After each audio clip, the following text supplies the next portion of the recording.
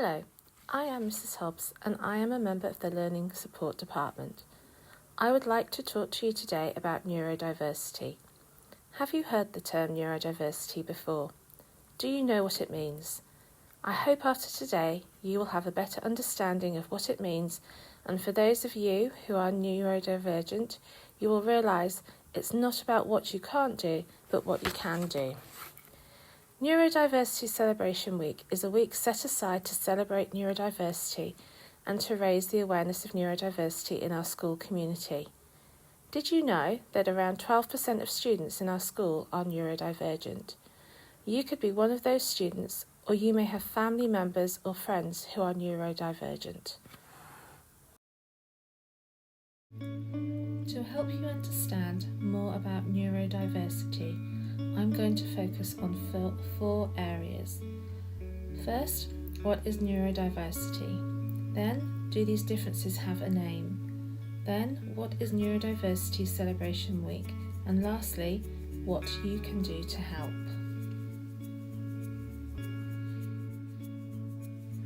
Neurodiversity. What does it mean? When we talk about neurodiversity, we are talking about the brain and how it is different for each one of us.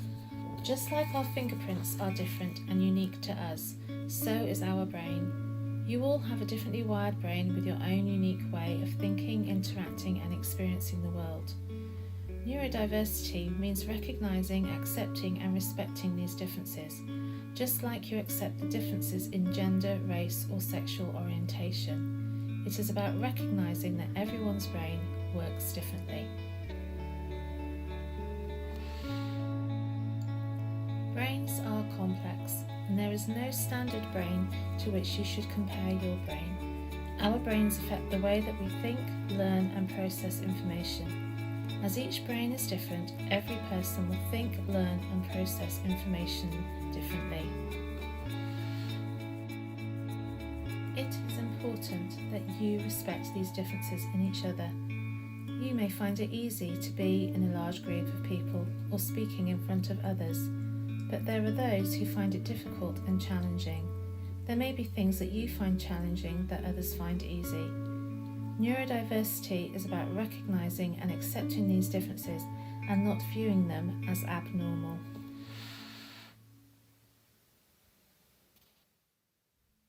Watch this short video about neurodiversity. Just like our fingerprints, all our brains are unique.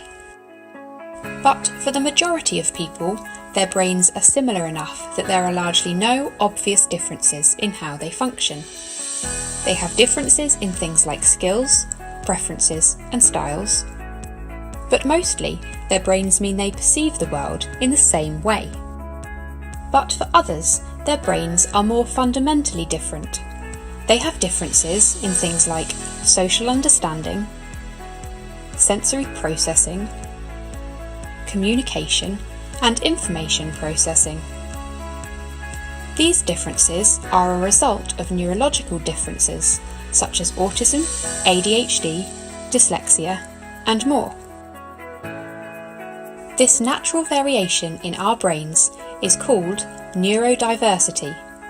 Those of us with no neurological conditions are neurotypical, and those of us with neurological conditions are neurodivergent. Neurodivergent people think differently. Their unique perspectives and experiences mean they can often excel at creativity and innovation, have highly specialised skill sets, and an ability to hyperfocus. If embraced, this can be a huge advantage to organisations and society. However, the differences neurodivergent people experience can make life challenging. In order to thrive at work, they often need some simple accommodations. For example, a sensory calm environment to recharge in, or a routine with the same start and end times. Approximately 1 in 7 people are neurodivergent, so not only is embracing neurodiversity critical for a truly inclusive organisation, but it also presents organisations with a huge opportunity.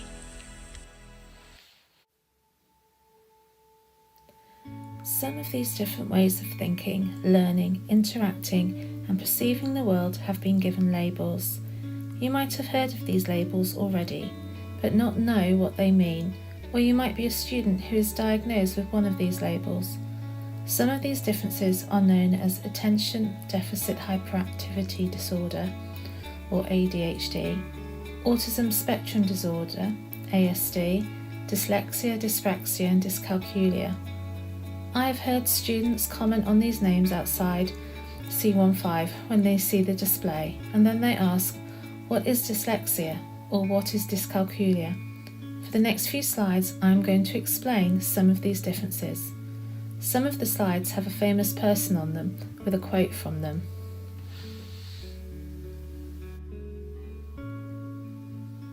Attention Deficit Hyperactivity Disorder, ADHD. If a person does not have the hyperactivity, it is also known as ADD, Attention Deficit Disorder. Around 4% of the population have ADHD or ADD. It can run in families. It affects a person's ability to focus and concentrate. Some find that they are hyperactive, always want to be on the go, or they may be impulsive, finding it hard to wait their turn. People with ADHD and ADD are very creative. They think outside the box, so can bring a different perspective to a task, and they have the ability to remain calm under pressure.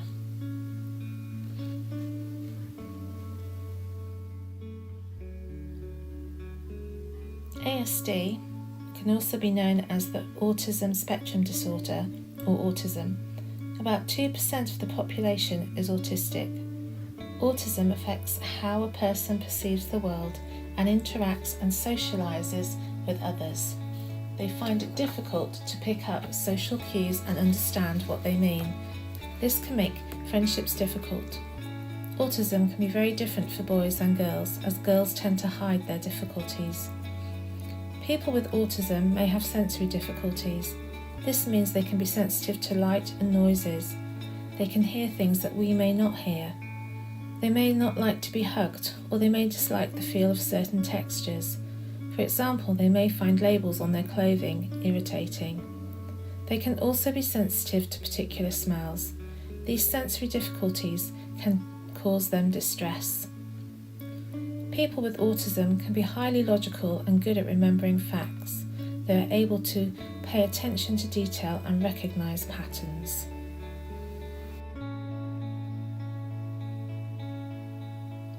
Dyslexia. About 10% of the population are dyslexic, and again, this can run in families. Dyslexia is a language processing difficulty that can cause challenges with literacy, such as reading, writing and spelling. People with dyslexia can find listening and processing too much information at once challenging.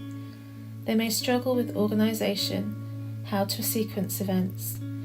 They can also find the spoken language and the writing difficult. Dyslexic people are creative, good at problem solving and at communicating verbally. 35% of business owners are dyslexic. You may have heard of Richard Branson, the owner of the Virgin brand. He is dyslexic. Dyscalculia. This is a difficulty that has been recently recognised. It is similar to dyslexia, but instead of being letters that are challenging, it is numbers. About 5% of the population have dyscalculia, and it can run in families. It is not to be confused with maths anxiety. It is a specific and persistent difficulty in understanding numbers, which can lead to a whole range of problems. People with dyscalculia find it hard to see the relationships between numbers and their values. Dyscalculia can impact lives in different ways, such as not understanding the value of a £50 note compared to a £20 note, and not being able to estimate distances and time. People with dyscalculia are fast problem solvers, can think outside the box and reflect on past experiences. This provides unique insight and methods for problem solving. They are creative and have a love of words. Dyspraxia. This affects around 6% of the population. It can affect a person's organisation and physical coordination, such as handwriting, doing up buttons and tying shoelaces. It can also affect skills such as catching and kicking a ball, running and riding a bicycle. We might perceive a person as clumsy when it is due to dyspraxia. Dyspraxic people are creative, determined and good at developing their own strategies to overcome their difficulties. The Harry Potter actor Daniel Radcliffe is dyspraxic, and he says that he has never been held back by his dyspraxia. Some of the smartest people he knows are people with learning disabilities. Now that you know a little more about the different ways of thinking and learning, make sure you look around the corridors of the school. There are posters about famous people who are neurodivergent, as well as posters about these differences. So, what is this celebration week about? It is about celebrating the strengths and talents of people with learning differences. It's about celebrating what they can do, not what they can't do. Often these students are misunderstood.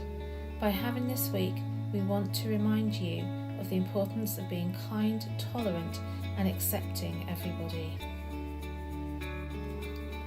Tourette's syndrome. This is a tic disorder. About 1% of the population have it. Tics are sudden, uncontrolled, repetitive muscle movements and sounds. Stressful situations can make the tics more frequent, longer, and more severe. People with Tourette's syndrome are often high-achieving, creative, and care about other people. You may be wondering why neurodiversity matters. It matters because you are all different. Your brains have a wide spectrum of functions, and you all have different ways of doing things. You all have unique minds, needs, and abilities. Neurodiversity recognises these differences in ability and sees them as natural, and enables you to see the unique gifts that neurodivergent people have and the contributions they make.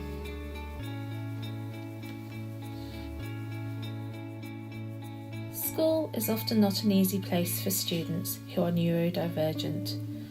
Often we focus on reading, writing and spelling, which many find hard. This does not always allow these students to show off their talents and strengths. They often find that they have to work harder to compensate for their challenges and feel frustrated and discouraged. This week is an opportunity to recognise their hard work, resilience and determination.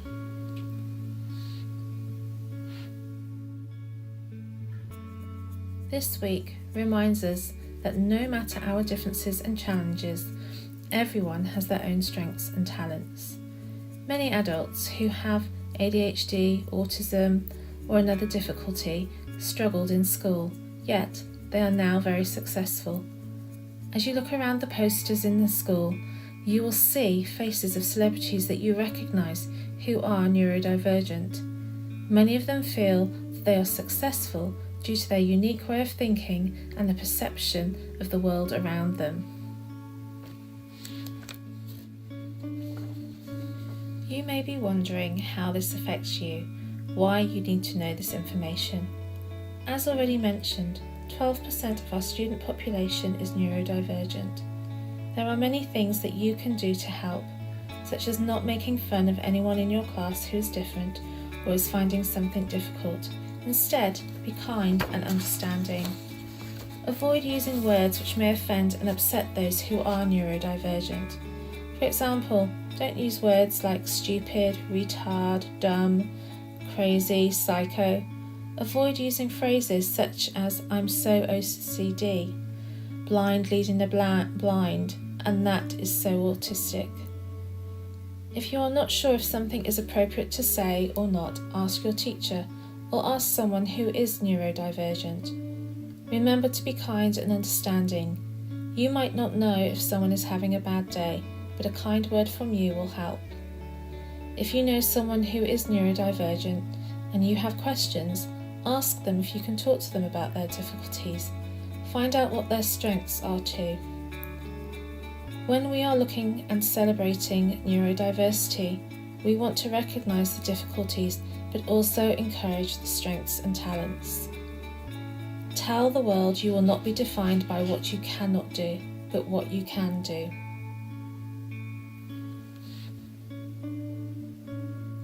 Listen to some of the comments that some of our students have made at Tomlinscote, talking about their difficulties, the impact that it has on their lives, and their strengths and talents. I find giving 100% attention to my schoolwork challenging. One strength is I can write clearly to express myself. I find reading, spelling and English difficult. It impacts on my academic life. I have ADHD and I have trouble remembering things, and I want stuff in a certain order. It impacts my life a little. My talents are football and gymnastics.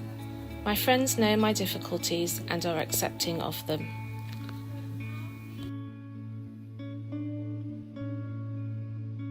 If you have any questions relating to neurodiversity and this presentation, feel free to come to C15 or C27, where any member of the Learning Support Team will be happy to help. If we don't have the answer, we will ask someone who does. Thank you for listening.